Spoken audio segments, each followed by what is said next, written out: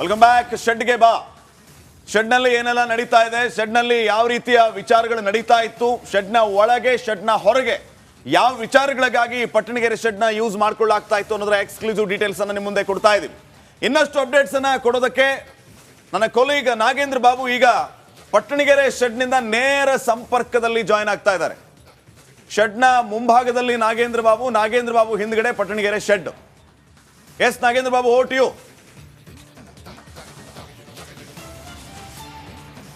Thank you Shripad. ನಾನು ಈ ಹಿಂದೆ ಜಯಪ್ರಕಾಶ್ ಶೆಟ್ಟಿ ಅವರಿಗೆ ವಿವರಿಸ್ತಾ ಇದ್ದೆ. ನಾನು ನನ್ನ ಬಲಭಾಗದಿಂದ ಅಲ್ಲಿ ಹೋಗಿ ಆ ಒಂದು ಶೆಡ್ನ ಕಂಪ್ಲೀಟ್ ಜಾಗವನ್ನು, ಒಳಭಾಗದ ದೃಶ್ಯಾವಳಿಯನ್ನು ತೋರಿಸುವಂಥ ಕೆಲಸವನ್ನು ಮಾಡ್ತಾ ಇದ್ದೆ. ಸೊ ಇಲ್ಲಿ ಮಾತನಾಡುವಂಥ ಸಂದರ್ಭದಲ್ಲಿ ದರ್ಶನ್ ಏನಿದ್ದಾರೆ, ದರ್ಶನ್ ಅಂಡ್ ಗ್ಯಾಂಗನ್ನು ಕರೆದುಕೊಂಡು ಬಂದು ಆ ಭಾಗದಲ್ಲಿ ಪೊಲೀಸರು ಮಹಾಜರನ್ನು ಕೂಡ ಮಾಡಿದರು. ಅದೇ ಒಂದು ಜಾಗದಲ್ಲಿ ರೇಣುಕಾಸ್ವಾಮಿಯನ್ನು ಕೂಡ ಕರೆದುಕೊಂಡು ಬಂದು ಅಲ್ಲಿ ಆತನ ಮೇಲೆ ಹಲ್ಲೆ ಕೂಡ ಮಾಡಲಾಗಿತ್ತು. ನೀವು ಹೇಳ್ತಾ ಇದ್ರಿ, ಯಾರೇ ಒಬ್ಬರು ಹೊರಗಡೆ ಹೋದರೂ ಕೂಡ ಇಲ್ಲಿ ಸೆಕ್ಯೂರಿಟಿ ಗಾರ್ಡ್ ಇರ್ತಾರೆ. ಆ ಸೆಕ್ಯೂರಿಟಿ ಗಾರ್ಡ್ ಎಲ್ಲವನ್ನ ಕೂಡ ನೋಟ್ ಮಾಡ್ಕೊಳ್ತಾ ಹೋಗ್ತಾರೆ. ಶ್ರೀಪಾದ್, ನಾನು ಅಲ್ಲಿ ಸ್ಥಳ ಮಹಾಜರನ್ನ ಮಾಡಿದ್ರಲ್ಲ, ಆ ಜಾಗವನ್ನು ತೋರಿಸುವಂಥ ಕೆಲಸವನ್ನು ಮಾಡ್ತೀನಿ. ನೋಡಿ, ಈಗ ಅಲ್ಲಿ ಹೋಗ್ತಾ ಇದ್ದೀನಿ, ಆ ಒಂದು ಜಾಗವನ್ನು ತೋರಿಸುವಂಥ ಕೆಲಸವನ್ನು ಮಾಡ್ತೀನಿ ಶ್ರೀಪಾದ್. ನೋಡಿ, ಈ ಶೆಡ್ನಲ್ಲಿ ಈಗ ಈ ರೇಣುಕಾಸ್ವಾಮಿ ಪ್ರಕರಣ ಬಂದ ಬಳಿಕ ಪೊಲೀಸರು ಇದರಲ್ಲಿ ಈ ಶೆಡ್ನಲ್ಲಿ ಈ ಮುಂಚೆ ಯಾರ ಮೇಲೆಲ್ಲ ಹಲ್ಲೆ ಆಗಿತ್ತು ಆ ಎಲ್ಲದರ ಬಗ್ಗೆ ಕೂಡ ತನಿಖೆ ಆಗಬೇಕಾಗತ್ತೆ. ತನಿಖೆ ಮಾಡ್ತಾರೆ ಅಂತೇಳಿ ಈಗ ಒಂದು ಪ್ರಶ್ನೆ ಆಗಿದೆ. ಯಾಕೆಂದರೆ ಈ ಶೆಡ್ ಒಂದು ರೀತಿಯಲ್ಲಿ ಎಲ್ಲನೂ ಕೂಡ ಯಾರೇ ಒಂದು ಹಣವನ್ನು ಕೊಡೋದಾಗಿರಲಿ ಅಥವಾ ಬೇರೆ ಯಾವುದಾದ್ರೂ ಒಂದು ವಿಚಾರಕ್ಕಾಗಿರಲಿ ಇದೇ ಶೆಡ್ಗೆ ಕರೆದುಕೊಂಡು ಬಂದು ಅಲ್ಲಿ ಅವರ ಮೇಲೆ ಮನಸೋ ಇಚ್ಛೆ ಹಲ್ಲೆ ಮಾಡ್ತಾ ಇದ್ರು ಅಂತೇಳಿ ಈಗ ಪೊಲೀಸರ ತನಿಖೆಯ ಸಂದರ್ಭದಲ್ಲಿ ಒಂದಷ್ಟು ಮಾಹಿತಿಗಳು ಕೂಡ ಲಭ್ಯ ಆಗಿದೆ. ನೋಡಿ, ಈಗ ಈ ಒಂದು ಜಾಗದಲ್ಲಿ ನಿಂತು ನಾವು ಅಲ್ಲಿ ತೋರಿಸುವಂಥ ಕೆಲಸವನ್ನು ಮಾಡ್ತೀವಿ. ನೋಡಿ, ಇಲ್ಲಿ ಆ ಒಂದು ಜಾಗ ಏನಿದೆ, ಅಲ್ಲೊಂದು ಲಾರಿ ನಿಂತಿದೆ, ವೈಟ್ ಕಲರ್ ಲಾರಿ. ಅದೇ ಒಂದು ಜಾಗದಲ್ಲಿ ದರ್ಶನ್ ಆ್ಯಂಡ್ ಗ್ಯಾಂಗ್ ಪೊಲೀಸರು ಕರ್ಕೊಂಬಂದು ಅಲ್ಲಿ ತನಿಖೆಯನ್ನು ಕೂಡ ಮಾಡ್ತಾರೆ. ನೋಡಿ, ಇಲ್ಲಿ ಆ ಒಂದು ಜಾಗ ನಿಂತಿದೆ, ಅಲ್ಲಿಗೆ ನಿಮಗೆ ತೋರಿಸುವಂಥ ಕೆಲಸವನ್ನು ಮಾಡ್ತಿದ್ದೀನಿ. ಮೊದಲಿಗೆ ಅಲ್ಲಿ ಓಡಾಡ್ತಾ ಇದ್ದಾರೆ.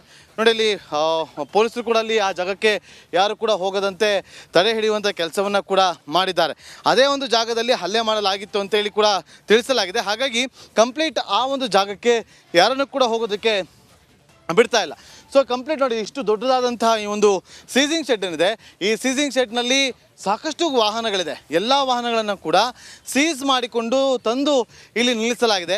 ಕೆಲವೇ ಕ್ಷಣಗಳ ಹಿಂದೆ ಅಷ್ಟೇ ಒಬ್ಬರು ಬಂದು ಒಂದು ಕ್ಯಾಂಟರನ್ನು ಬಿಡಿಸ್ಕೊಂಡು ಹೋಗುವಂಥ ಕೆಲಸವನ್ನು ಕೂಡ ಮಾಡಿದ್ರು. ನೋಡಿ, ಅವ್ರು ಹೇಳ್ತಾ ಇದ್ರು 25 ದಿನ ಆಗಿದೆ ನಾವು ಅಮೌಂಟನ್ನು ಕಟ್ಟಿ, ಲೋನ್ ಅಮೌಂಟನ್ನು ಕಟ್ಟಿ, ಆದರೆ ಗಾಡಿ ಮಾತ್ರ ಬಿಡ್ತಾ ಇಲ್ಲ. ಯಾಕಂದರೆ ಇಲ್ಲೊಂದು ಕ್ರೈಮ್ ಆಗಿತ್ತು, ಹಾಗಾಗಿ ಕೊಡೋದಕ್ಕೆ ಆಗೋದಿಲ್ಲ ಅಂತೇಳಿ. ಹಾಗಾಗಿ ಕಳೆದ 2-3 ದಿನಗಳಿಂದ ಇಲ್ಲಿಗೆ ಬಂದು ತಮ್ಮ ಸೀಸ್ ಆಗಿರುವಂಥ ವಾಹನಗಳನ್ನು ಲೋನ್ ಕಟ್ಟಿ ಬ್ಯಾಂಕ್ಗೆ ಹೋಗಿ ಅಲ್ಲಿಂದ ರಿಲೀಸ್ ಲೆಟರ್ನ ತಂದು ಇಲ್ಲಿಂದ ತೆಗೆದುಕೊಂಡು ಹೋಗುವಂಥ ಕೆಲಸವನ್ನು ಮಾಡ್ತಾರೆ. ಸಾಕಷ್ಟು ಜನ ಬಂದು ಇಲ್ಲಿಂದ ತಮ್ಮ ಸೀಸ್ ಆಗಿರುವಂಥ ವಾಹನಗಳನ್ನು ಬಿಡಿಸ್ಕೊಂಡು ಹೋಗುವಂಥ ಕೆಲಸಗಳು ಈಗ ಇವತ್ತಿನ ಮಟ್ಟಿಗೆ ಆಗ್ತಾ ಇದೆ.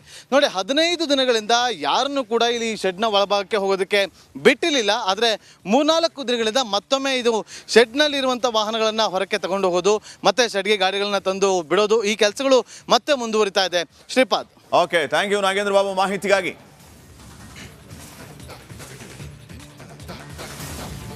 ಸೊ ತಾವು ಗಮನಿಸ್ತಾ ಇದ್ರಿ ಪಟ್ಟಣಗೆರೆ ಶೆಡ್ ಯಾವ ರೀತಿ ಇದೆ.